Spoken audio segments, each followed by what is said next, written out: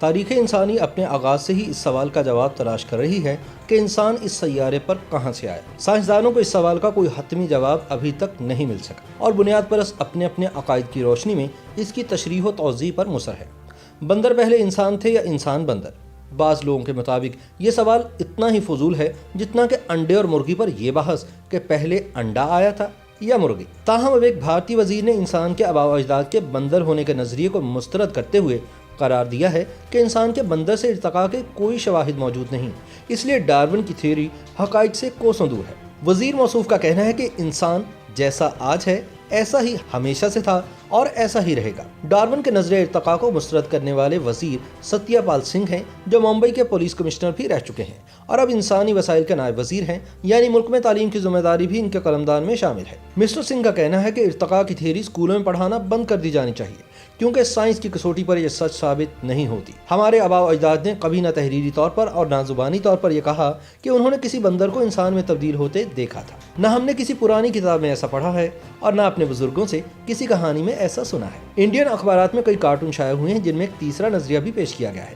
ظاہر ہے یہ بھی صرف ایک تھیوری ہے اور وقت کے ساتھ ہی یہ معلوم ہوگا کہ اس میں سائنس کے لحاظ سے کتنا دم ہے۔ تاہم حقیقت میں یہ بہت سنگین معاملہ ہے، کیونکہ اگر آپ کسی انسان کو بندر کہہ دیں تو وہ برا مان جاتا ہے، لیکن اگر آپ کسی بندر کو انسان کہیں تو اسے کوئی خاص فرق نہیں پڑتا۔ اس کی کئی وجوہات ہو سکتی ہیں۔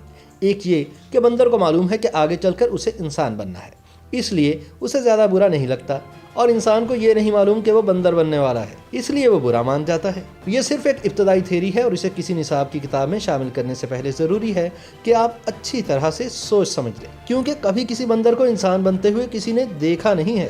واضح رہے کہ ستیہ پال سنگھ کیمسٹری میں پی ایچ ڈی ہیں۔ ظاہر ہے کہ جو بات آپ نے خود نہ دیکھی ہو اس پر آسانی سے یقین نہیں کرنا چاہیے، اور ان کا سوال دلچسپ بھی ہے۔ ذہن میں یہ سوال تو اٹھتا ہی ہے کہ جس دن اتنے لاکھوں کروڑوں لوگ بندر سے انسان بن رہے تھے تو کوئی عینی شاہد کیوں نہیں موجود تھا؟ کسی نے اسمارٹ فون پر ویڈیو کیوں نہیں بنائے؟ ظاہر ہے کہ بہت غیر معمولی بات ہوگی، اگر کوئی ویڈیو بنا لیتا تو منٹوں میں وائرل ہو جاتی۔ انڈیا میں سائنسدان نے مسٹر سنگھ سے کہا کہ وہ اپنا بیان واپس لے، لیکن وہ اپنے موقف پر قائم ہے۔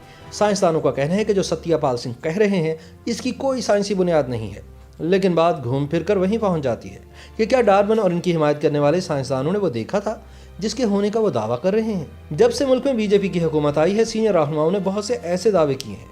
مثلا انڈیا میں ہوائی جہاز کی ایجاد ہزاروں سال پہلے ہو گئی تھی۔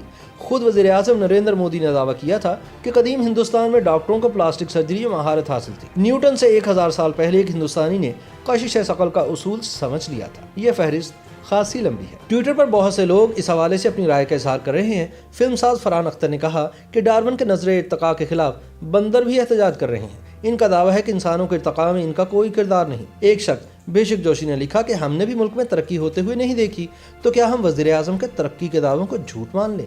تاہم بھارتی وزیر کے پیش کردہ نظریے کا مستقبل کیا ہوگا یہ تو آنے والا وقت ہی بتائے گا۔ تاہم ان کی پیش کردہ توجیہ کا سوشل میڈیا پر بھرپور پوسٹ مارٹم جاری ہے۔